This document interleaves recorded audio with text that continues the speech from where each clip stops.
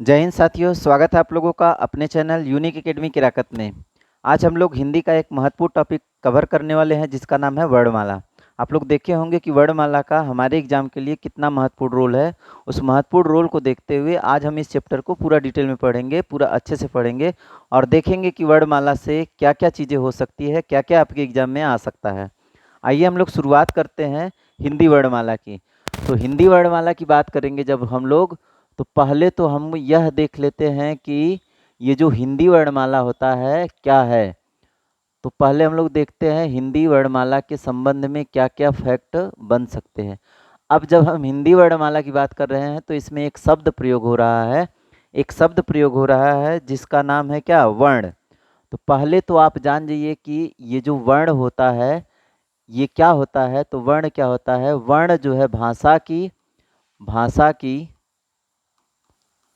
सबसे छोटी इकाई, सबसे छोटी इकाई जो है भाषा की कौन सी है, तो हम कहेंगे कौन सा है, तो कहेंगे वर्ण है। और इसी वर्ण का अध्ययन हम लोग कहाँ पे करते हैं, वर्णमाला में करते हैं। ध्यान देना है कि जब हम लोग वर्ण की बात कर रहे हैं तो यह भाषा की सबसे छोटी क्या है, लिखित इकाई। लेकिन अगर भाषा की सबसे छोटी मौखिक इकाई पूछता है, मौखिक इकाई पूछता है, भाषा की सबसे छोटी मौखिक इकाई क्या होगा, तो यह भाषा की सबसे छोटी मौखिक इकाई क्या हो जाएगा, तो यह हो जाता है आपका कौन चीज़, ध्वनि हो जाता है। तो ध्वनि जो है आपका क्या है, भाषा की सबसे छोटी मौखिक इकाई है। जबकि लिखित इकाई की बात करेंगे तो वर्ण होगा। अब ध्यान देना है कि ये जो वर्ण होता है, वर्णों का जो वर्णों का व्यवस्थित क्रम, वर्णों का व्यवस्थित क्रम, वर्णों का व्यवस्थित क्रम, व्यवस्थित क्रम, वर्णों का व्यवस्थित क्रम क्या कहलाता है, वर्णमाला कहलाता है। तो वर्णमाला क्या होता है, वर्णों का व्यवस्थित क्रम, जिसमें हम जो वर्णों को दर्शाते हैं उसी को हम लोग क्या बोलते हैं, वर्णमाला बोलते हैं।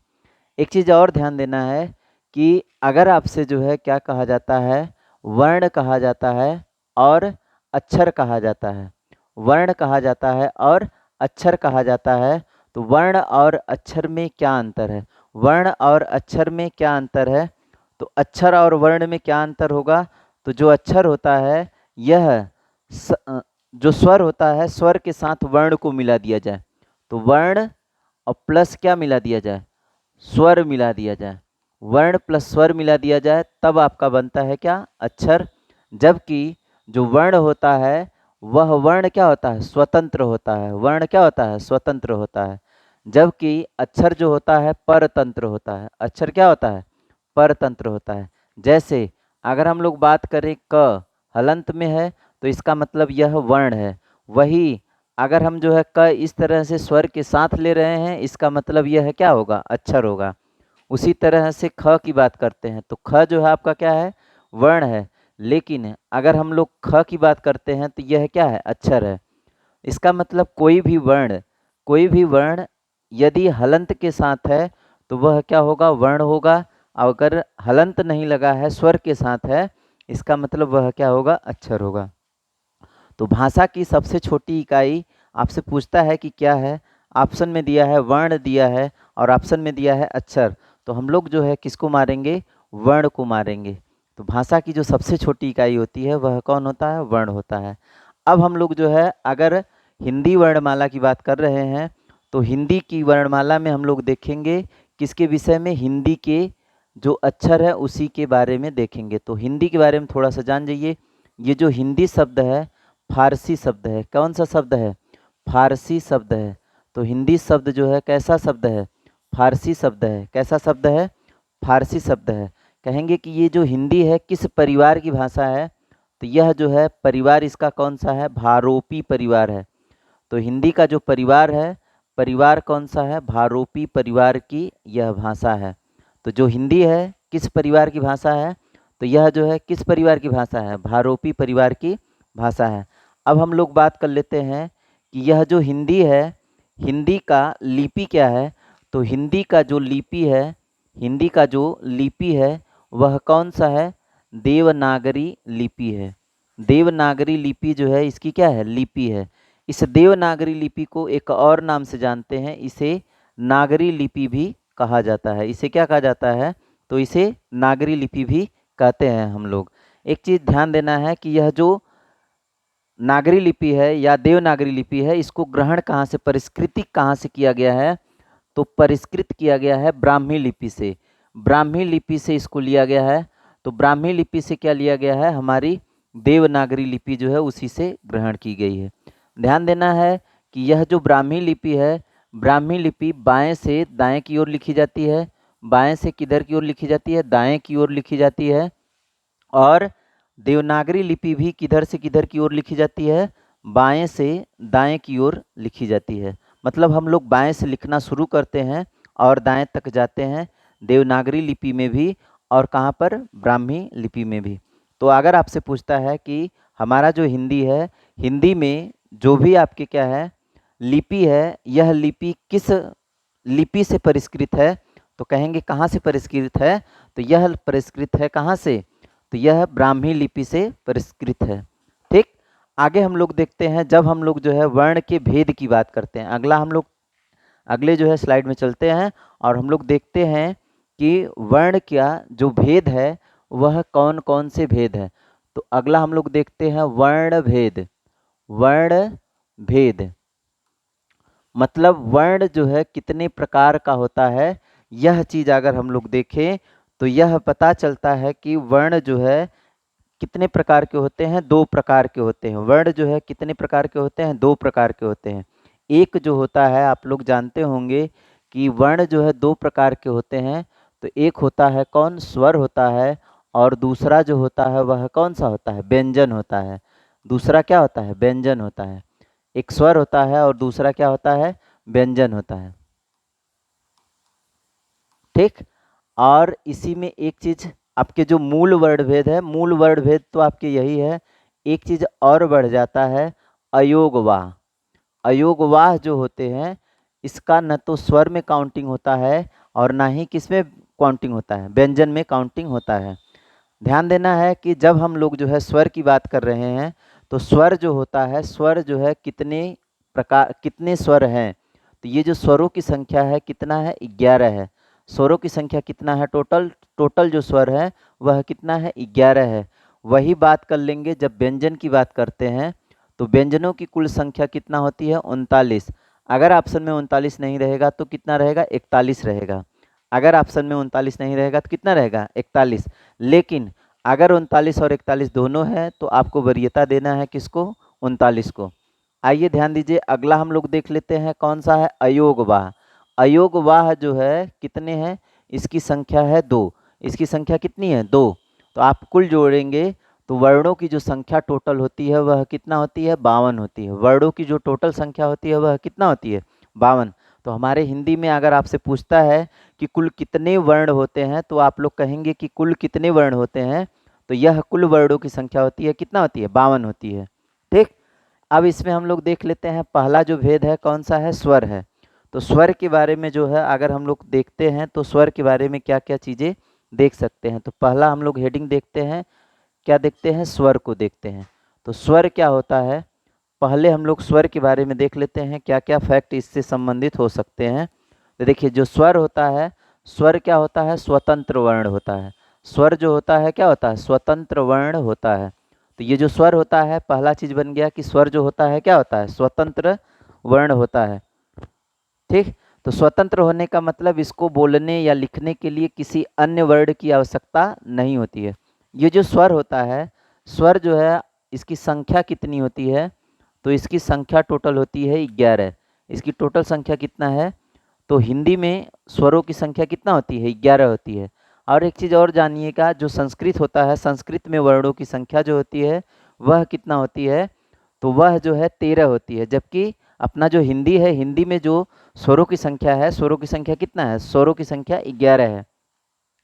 ध्यान दीजिएगा, स्वरों का जो कार्य है, स्वरों का हिंदी वर्णमाला में स्वरों का कार्य क्या है? तो हिंदी वर्णमाला में स्वरों का कार्य है मात्रा का निर्माण करना। मात्रा का निर्माण करना किसका कार्य होता है? तो स्वरों का काम होता है। मात्रा के निर्माण की बात कर लेते हैं। तो ये जो स्वर है, स्वर कुल कितनी मात्राओं का निर्माण करता है, स्वर कुल कितनी मात्राओं का निर्माण करता है। तो अगर हम लोग जो है मात्रा की बात करें तो कितनी मात्रा जो है यह निर्माण करते हैं स्वर, तो स्वरों की संख्या होती है 11, लेकिन मात्रा जो है कितना बनाते हैं, 10 मात्रा बनाते हैं। तो कौन कौन सी मात्रा बनाते हैं, पहला जो है आपका कौन सा आ का मात्रा बनाते हैं, फिर कौन सा ई का मात्रा बनाते हैं, फिर कौन सा ई का मात्रा बनाते हैं, फिर जो है बड़ा ई का मात्रा बनाते हैं, फिर जो है कौन सा ऊ का मात्रा बनाते हैं, फिर जो है बड़ा ऊ का मात्रा बनाते हैं, फिर जो है री का मात्रा बनाते हैं, फिर जो है ए का मात्रा बनाते हैं, फिर कौन सा बनाते हैं ऐ का मात्रा बनाते हैं, फिर जो है ओ का मात्रा बनाते हैं, फिर कौन सा बनाते हैं औ का मात्रा बनाते हैं। ठीक, तो ये जो है आपके कितने हो जाएंगे, 1 2 3 4 5 6 7 8 9 10, ये जो है 10 टोटल क्या है मात्राएं हैं, 10 टोटल क्या है मात्राएं हैं। तो कौन कौन सा स्वर मात्राओं का निर्माण करता है, अगर आपसे यह पूछा जाए या फिर जो है आपसे यह पूछ जाए कि कौन सा स्वर मात्रा का निर्माण नहीं करता है, तो कौन सा स्वर जो है मात्रा का निर्माण नहीं करता है। तो हम लोग जानते हैं जो स्वर होता है अ होता है, आ होता है, ई होता है, बड़ी ई होता है, ऊ होता है, बड़ा ऊ होता है, री होता है, री होता है, री होता है, और कौन होता है ए होता है, ऐ होता है, ओ होता है, और कौन होता है अव होता है। तो ये जो है आपके क्या है कुल 11 स्वर है। कितने स्वर हैं, 11 स्वर हैं। देखिए ये जो यहाँ से है, यहाँ से हम लोग जो है देखेंगे तो यह सभी स्वर जो है क्या करते हैं मात्रा का निर्माण करते हैं। तो मात्रा के निर्माण करने वाले स्वरों की संख्या कितना है 10, और एक स्वर ऐसा है जो कोई भी मात्रा का निर्माण नहीं करता है। तो अगर आपसे पूछा जाता है कि कौन सा स्वर किसी भी मात्रा का निर्माण नहीं करता, तो कौन सा स्वर है जो किसी मात्रा का निर्माण नहीं करता, तो वह कौन सा स्वर है, तो हम कहेंगे अ किसी मात्रा का निर्माण नहीं करता। एक चीज़ और देखते हैं कि ये जो स्वर होते हैं, स्वर का एक और नाम होता है, स्वर का उपनाम क्या है, तो स्वर को हम लोग और एक नाम देते हैं, इसको हम एक नाम देते हैं, इसको क्या कहा जाता है, अच भी कहा जाता है। तो स्वर जो है, स्वर का एक नाम क्या होता है, अच। तो आपसे पूछा जा सकता है कि जो स्वर होते हैं, स्वर का नाम क्या होता है, स्वर का नाम क्या होता है, तो हम कहेंगे स्वर का नाम जो है क्या होता है, अच होता है। अच के नाम से स्वर को क्या करते हैं हम लोग जानते हैं। आइए हम लोग जो है बात करते हैं, अगला जो देखते हैं कि ये जो स्वर होते हैं, स्वर के लिंग क्या होते हैं, स्वर जो है किस लिंग में लिखे जाते हैं। आप जो है चाहे स्वर की बात करेंगे, चाहे तो आप क्या करेंगे, स्वरों का लिंग हम लोग देखते हैं, स्वरों का लिंग देखते हैं, स्वरों का लिंग, स्वरों का लिंग क्या होता है यह हम लोग देखेंगे। तो ये जो स्वर होते हैं, स्वरों का जो लिंग होता है वह क्या होता है, स्त्रीलिंग होते हैं कि पुल्लिंग होते हैं। तो जो स्वर होते हैं, स्वर जो होते हैं यह दोनों लिंग में होते हैं। किस लिंग में होते हैं, स्त्रीलिंग, और किस में होते हैं, पुल्लिंग में होते हैं। स्त्रीलिंग और किस में होते हैं, पुल्लिंग, दोनों में होते हैं। सामान्यतः जो भी आपके स्वर हैं, सब के सब स्वर जो है क्या होते हैं, पुल्लिंग होते हैं। सब के सब स्वर जो है क्या होते हैं, पुल्लिंग होते हैं। लेकिन 3 स्वर को छोड़कर, 3 स्वर कौन कौन से हैं, ई है, फिर कौन सा है बड़ा ई है, और कौन सा है री है। इनको छोड़ करके बाकी जितने भी आपके क्या होते हैं, जितने भी स्वर होते हैं वह सभी क्या होते हैं, पुल्लिंग होते हैं। बाकी जो भी है, अ है, आ है, फिर ए है, ऐ है, ओ, औ, ये सब जो है आपके क्या हैं, यह सभी जो है आपके क्या हैं, पुल्लिंग है। तो जो स्वर होते हैं स्त्रीलिंग और पुल्लिंग दोनों में पाए जाते हैं।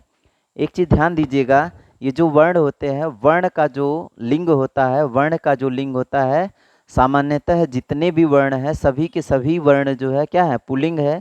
केवल कौन कौन सा वर्ण, ई, बड़ा ई और री, यह 3 वर्ण जो है केवल स्त्रीलिंग है। बाकी जो वर्ण है वह सभी के सभी क्या है, पुल्लिंग है। तो वर्णों का जो लिंग होता है, वर्णों का, स्वरों का तो लिंग हम लोग देख लिए, कि स्वरों का लिंग जो होता है स्त्रीलिंग भी होता है पुल्लिंग होता है। तो हम इसमें देखें कि 8 तो आपके क्या होते हैं पुल्लिंग होते हैं और 3 क्या होते हैं स्त्रीलिंग। लेकिन वर्णों का अगर लिंग पूछा जाता है तो वर्णों का लिंग अगर पूछता है तो ध्यान दीजिएगा, वर्णों का जो लिंग होता है वह सामान्यतः क्या होता है पुल्लिंग होता है। किसको छोड़ करके अपवाद में जो है आ जाता है, अपवाद में कौन आता है ई, बड़ा ई और कौन री जो है आता है, ये अपवाद में है। बाकी जितने भी वर्ण है सभी वर्ण क्या होते हैं पुल्लिंग होते हैं। ठीक, अब हम लोग जो है बात करते हैं कि ये जो स्वर होते हैं स्वर के भेद कितने होते हैं, स्वर के भेद कितने होते हैं यह हम लोग देख लेते हैं, इधर ही देख लेते हैं। देखिए स्वर के भेद की बात कर लेते हैं, स्वर भेद, स्वर का भेद। तो जब स्वर के भेद की बात करेंगे तो स्वरों का भेद जो है कई तरीके से किया गया है। अगर हम लोग जो है उत्पत्ति के आधार पर देखेंगे, उत्पत्ति के आधार पर देखेंगे तो यह कितने प्रकार का होता है, 2 प्रकार का होता है। कितने प्रकार का होता है, 2 प्रकार का होता है। तो अगर हम लोग जो है स्वर को किसके आधार पर देखें, उत्पत्ति के आधार पर देखें, किसके आधार पर देखें, उत्पत्ति के आधार पर देखें, तो यह जो स्वर होता है उत्पत्ति के आधार पर कितने प्रकार का होता है, उत्पत्ति के आधार पर जो स्वर होता है वह कितने भेद होते हैं, 2 भेद होते हैं। स्वरों का कितना भेद होता है, 2 भेद होता है। अब कहेंगे कि ये 2 भेद कौन कौन से हैं, तो एक होता है दीर्घ स्वर या फिर हम इसी को क्या बोलते हैं गुरु स्वर, दीर्घ स्वर या गुरु स्वर। जबकि एक दूसरा जो है कौन सा होता है लघु स्वर या फिर ह्रस्व स्वर। तो लघु स्वर या ह्रस्व स्वर जो है आपका क्या होता है, 2 प्रकार के स्वर होते हैं। तो अगर आपको उत्पत्ति के आधार पर पूछता है तो उत्पत्ति के आधार पर जो स्वर होते हैं वह कितने होते हैं, तो वह जो है 2 प्रकार के होते हैं, दीर्घ और कौन सा ह्रस्व। देखिए ह्रस्व में कौन कौन सा आता है, अ आता है, ठीक है, ई आता है, उ आता है, ठीक। फिर इसके बाद जो है कौन है अ ई उ और री, एक जो है आपका कौन है री है। ये जो है आपकी क्या है ह्रस्व है। तो ह्रस्व की संख्या कितना होती है 4, ह्रस्व की संख्या कितना होती है 4। बाकी जो दीर्घ है, दीर्घ में कौन कौन से हैं, तो दीर्घ में देखिए आपका बड़ा आ, ठीक, बड़ा ई, बड़ा उ, ए,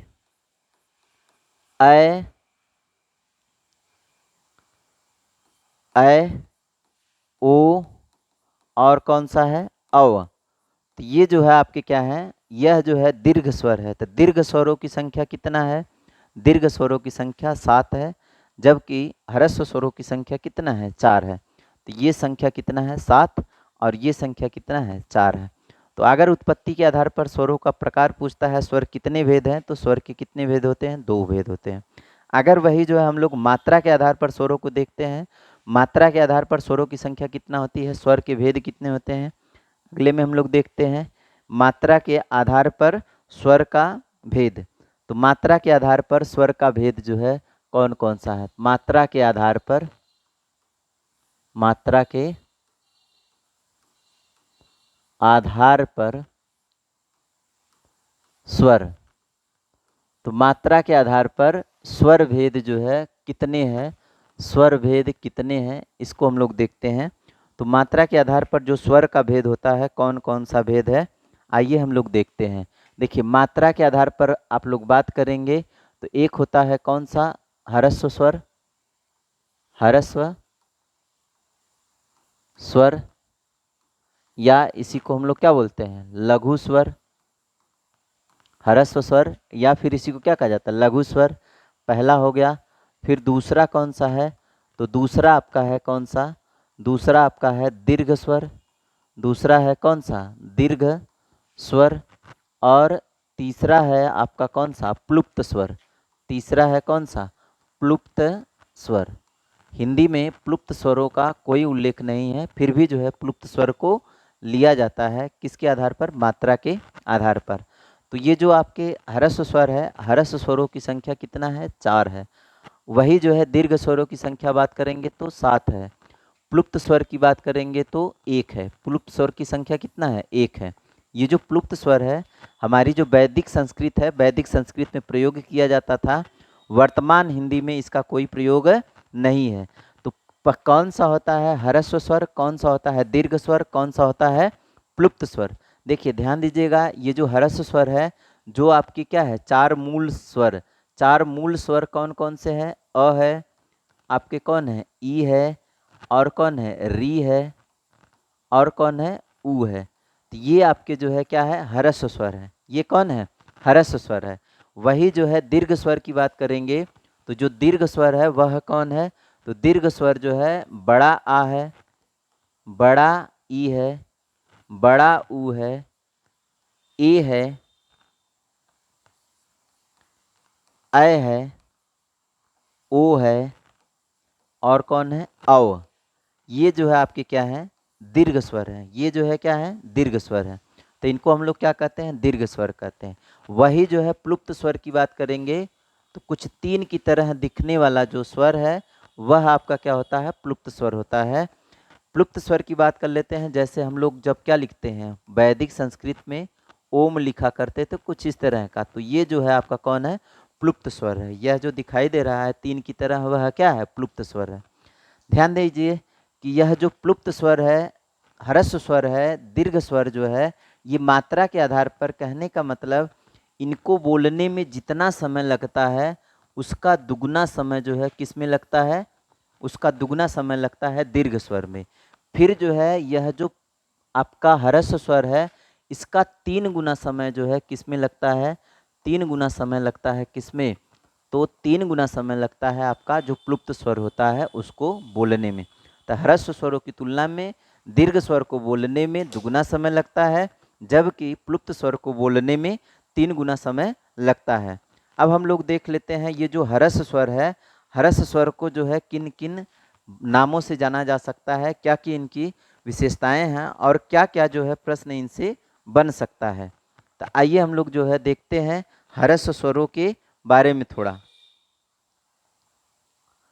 आइए ह्रस्व स्वर को हम लोग हेडिंग डालते हैं और उसको समझने का कोशिश करते हैं। ह्रस्व स्वर में क्या बातें हो सकती है जो कि आपके एग्जाम के दृष्टि से इम्पोर्टेंट हो सकता है।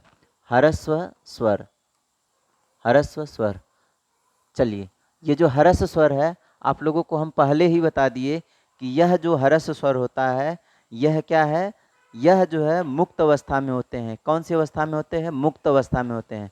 तो इनको हम लोग जो है क्या कह सकते हैं, मुक्त स्वर कह सकते हैं। इनको हम लोग क्या कहते हैं, मुक्त स्वर। तो इसको हम लोग क्या बोलते हैं, मुक्त स्वर कह सकते हैं, मुक्त स्वर कह सकते हैं। किसको कह सकते हैं, ह्रस्व स्वरों को कह सकते हैं। अब जो है इनको जो है चूंकि इनके ऊपर जो है एक ही मात्रा का क्या होता है, एक मात्रा प्रयोग होता है, इसलिए जो है हम इनको एक मात्रिक स्वर भी कहते हैं। तो इसको हम जो है एक और नाम दे सकते हैं। क्या नाम दे सकते हैं, तो इसे हम लोग एक मात्रिक स्वर भी कहते हैं। इसे हम लोग क्या कहते हैं, एक मात्रिक स्वर भी कहते हैं। तो इनको हम लोग क्या कहते हैं, तो इनको हम लोग एक मात्रिक स्वर भी कहते हैं। किसको, ह्रस्व स्वरों को। आगे हम लोग बात करते हैं कि यह जो ह्रस्व स्वर है, ह्रस्व स्वरों की जो संख्या है वह कितनी है, तो यह है आपकी संख्या कितनी है, 4 है। ह्रस्व स्वरों की संख्या कितनी है, 4 जो है इसकी क्या है, संख्या है। अब ये कौन कौन से है, तो कौन कौन से है अभी हम लोग देखे हैं। कौन है, अ है, ई है, और कौन है, री है, और कौन है, तो री के बाद जो है कौन है, ऊ है। अब अगर आपसे एक प्रश्न जो है घुमा के पूछे कि बताइए ये जो ह्रस्व स्वर होते हैं, ह्रस्व स्वरों की मात्राएं कितनी होती है, तो ह्रस्व स्वरों की जो मात्रा होती है वह कितना होती है, तो अ का जो है कोई भी मात्रा निर्माण नहीं करता है, ई जो है निर्माण करता है, और री जो है निर्माण करता है, ऊ जो है क्या करता है, निर्माण करता है।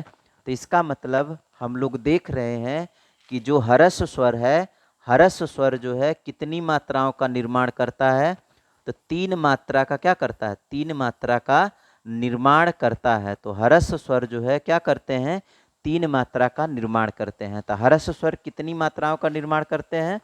तीन मात्राओं का निर्माण करते हैं। तो एक बार हम लोग जो है ह्रस्व स्वरों के बारे में क्या क्या कह सकते हैं? ह्रस्व स्वर को हम लोग मुक्त स्वर या फिर इन्हें मूल स्वर भी कहा जा सकता है। इन्हें क्या कहा जा सकता है?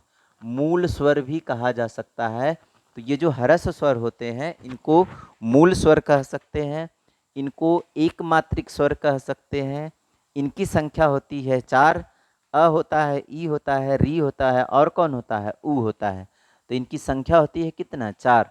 और ये कितनी मात्राओं का निर्माण करते हैं? तो ये जो है तीन मात्राओं का निर्माण करते हैं। कौन सा? छोटा ई, री और छोटा ऊ का क्या करते हैं? निर्माण करते हैं। अब आ जाते हैं हम लोग दीर्घ स्वर के बारे में। किसके बारे में आ जाते हैं? दीर्घ स्वर के बारे में आ जाते हैं। तो अगला हम लोग देख लेते हैं कौन सा? दीर्घ स्वर देख लेते हैं। दीर्घ स्वर जो है कौन सा है? तो दीर्घ स्वर जो है, चलिए दीर्घ स्वर की बात करते हैं। दीर्घ स्वर जो है किसे कहा जा रहा है? ध्यान दीजिएगा। जैसे हम लोग जो है जो ह्रस्व स्वर है, ह्रस्व स्वर की बात कर रहे थे, तो ह्रस्व स्वर में जो है देखिए क्या था? वह मुक्त स्वर था। तो यह जो है देखिए क्या होता है? पहले तो यह कहा जाता है, क्या कहा जाता है? वह मुक्त होता है तो यह क्या होता है? संधि स्वर होता है। वह मुक्त होता है तो यह क्या होता है? संधि स्वर होता है। अब जो है इसको एक और नाम दिया जाता है। इसको हम लोग जो है चूंकि यह बड़ा होता है इसलिए इसे जो है क्या कहा जाता है? गुरु स्वर भी कहा जाता है। तो इसे जो है क्या कहा जाता है? गुरु स्वर कहा जाता है। अब हम लोग इधर देख रहे थे, तो यह जो ह्रस्व था, एक मात्रिक स्वर था। तो यह जो दीर्घ है यह क्या होता है? द्विमात्रिक स्वर होता है। द्विमात्रिक स्वर होता है। तो जो दीर्घ होता है वह क्या होता है? द्विमात्रिक स्वर होता है।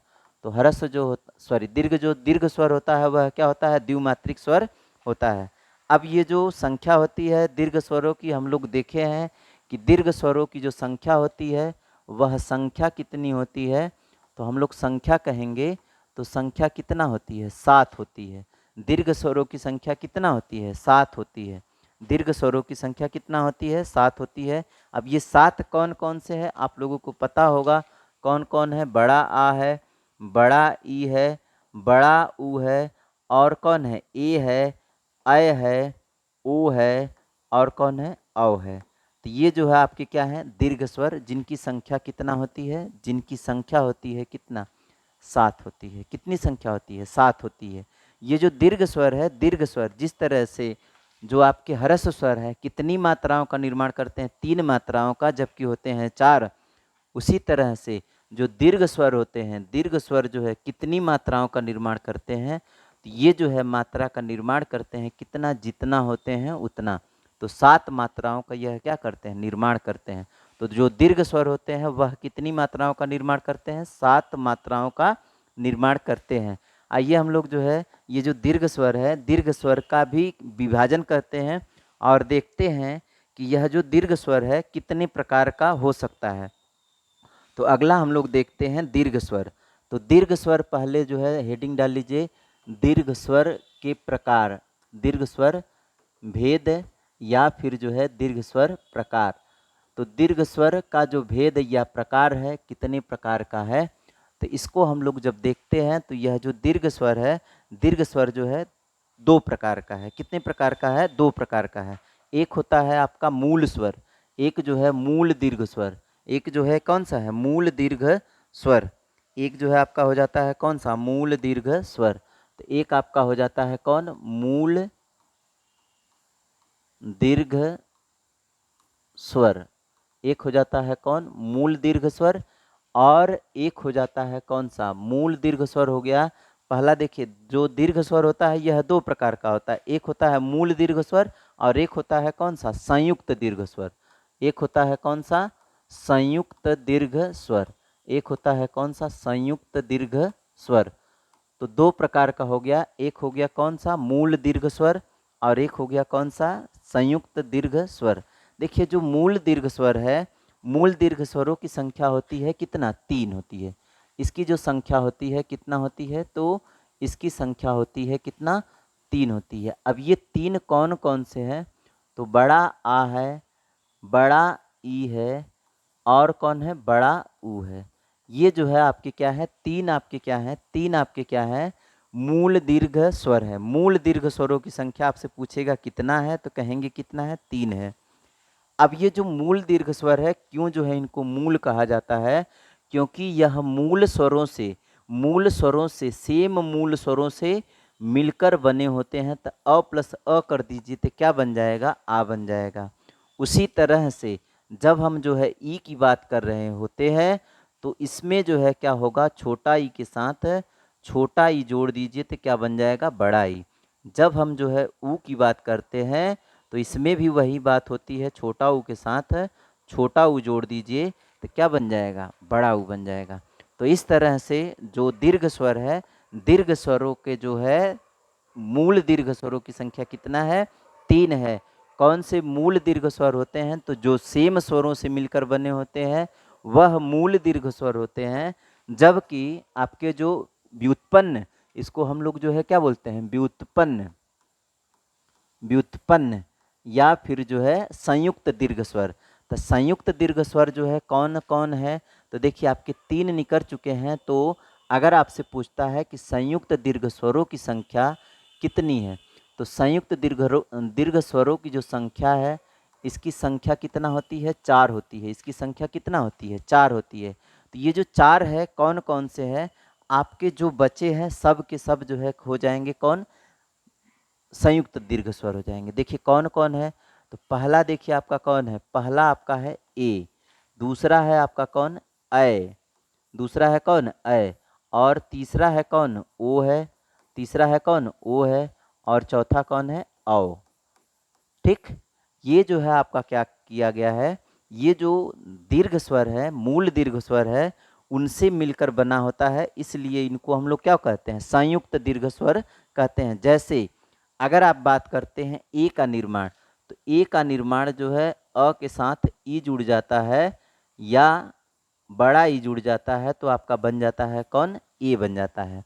तो ए जो है कब बनता है, जब अ के साथ क्या जुड़ता है, ई या बड़ा ई जुड़ता है, तो आपका बन जाता है कौन, ए बन जाता है। वहीं अय की बात करेंगे, तो अय अ के साथ क्या जुड़ता है, ए जुड़ जाता है, तो क्या बन जाएगा, अय बन जाता है। जब हम जो है क्या करते हैं, ओ की बात करते हैं, तो अ के साथ क्या जुड़ता है, ऊ जुड़ता है, या तो बड़ा ऊ जुड़ता है, तो क्या बन जाता है, ओ बन जाता है। जब हम जो है अव की बात करते हैं, तो अ के साथ क्या जुड़ जाता है, अ के साथ जो है क्या जुड़ जाता है, ओ जुड़ जाता है, तो आपका कौन बन जाता है, औ बन जाता है। तो इस तरह से आप देख पा रहे होंगे कि मूल दीर्घ स्वर जो है उनसे जुड़कर मिला बना होता है, इसकी वजह से इसको हम लोग क्या बोलते हैं, संयुक्त दीर्घ स्वर बोलते हैं।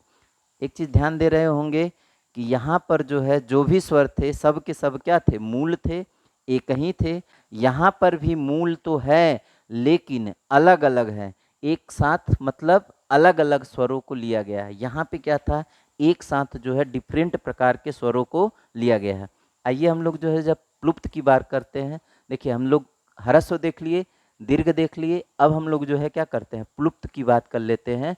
तो प्लुप्त की जो है बात करते हैं, तो प्लुप्त में क्या क्या बातें निकल कर सामने आएंगी, आइए हम लोग ध्यान से इसको समझते हैं और देखते हैं कि प्लुप्त स्वरों से क्या क्या फैक्ट आपके एग्जाम में बन सकते हैं। तो आपका जो है कौन सा है, प्लुप्त स्वर।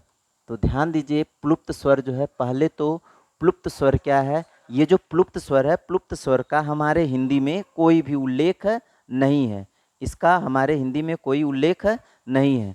अब ध्यान दीजिए, ये जो प्लुप्त स्वर होते हैं, प्लुप्त स्वर जो है इसकी संख्या कितनी है, इसकी संख्या कितनी है, तो इसकी संख्या है, इसकी संख्या कितनी है, तो इसकी संख्या की बात करेंगे, तो प्लुप्त स्वरों की जो संख्या है वह कितना है, एक है।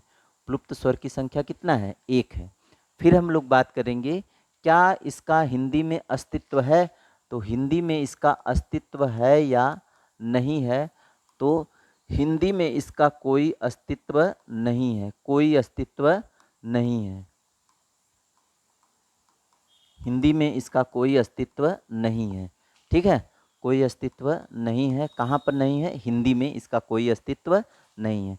देखिए जो ह्रस्व स्वर थे, इनको जो है बोलने में जितना समय लगता है उसका दुगना समय लगता है किसको बोलने में, दीर्घ वालों को। अब जो प्लुप्त है, प्लुप्त को बोलने में जो भी स्वर ह्रस्व स्वर में समय लग रहा था उसका 3 गुना समय लगता है किसको बोलने में, ये जो प्लुप्त स्वर होते हैं। तो प्लुप्त स्वरों के बोलने का जो समय होता है, प्लुप्त स्वरों के बोलने का जो समय होता है वह कितना होता है, तो प्लुप्त स्वर बोलने का समय, बोलने का समय, प्लुप्त स्वरों को बोलने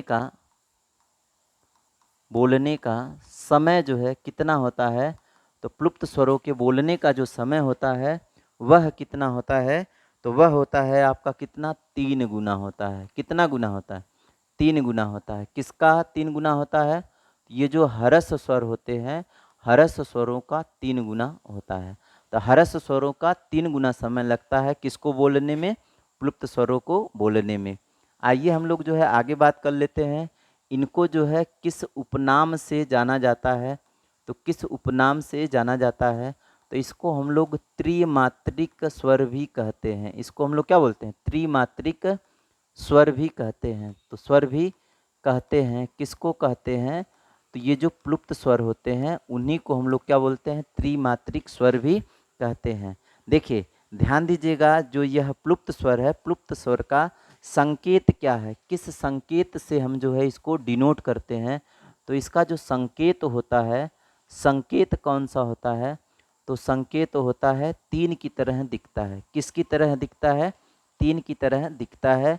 अब जब 3 की तरह दिख रहा है तो इसका हम लोग प्रयोग देख लेते हैं। जब हम लोग जो है ओम बोलते हैं तो वैदिक संस्कृत में, कहाँ पर, वैदिक संस्कृत में हम जब ओम लिखते थे तो कुछ इसी तरह से लिखते थे। यह जो मात्रा है 3 की तरह दिखने जैसी है, तो ये जो त्रिमात्रिक है, 3 की तरह दिख रहा है, वह कौन सा है, प्लुप्त स्वर है। आगे हम लोग जो है स्वरों का विभाजन देखेंगे उच्चारण स्थान के आधार पर। यह जो टॉपिक होगा इसको हम लोग देखेंगे अगले सेशन में। अगले वाले सेशन में आप लोग हमारे साथ जुड़िएगा, बहुत ही महत्वपूर्ण टॉपिक रहेगा आपके एग्जाम के लिए। यह जो टॉपिक है कम से कम 2 क्वेश्चन दे करके जाएगा। बहुत ही आसान आसान से भाषा में आपको समझाने का कोशिश किया है। उम्मीद है कि आपको समझ में आया होगा। मिलते हैं अगले वीडियो में, तब तक के लिए नमस्कार।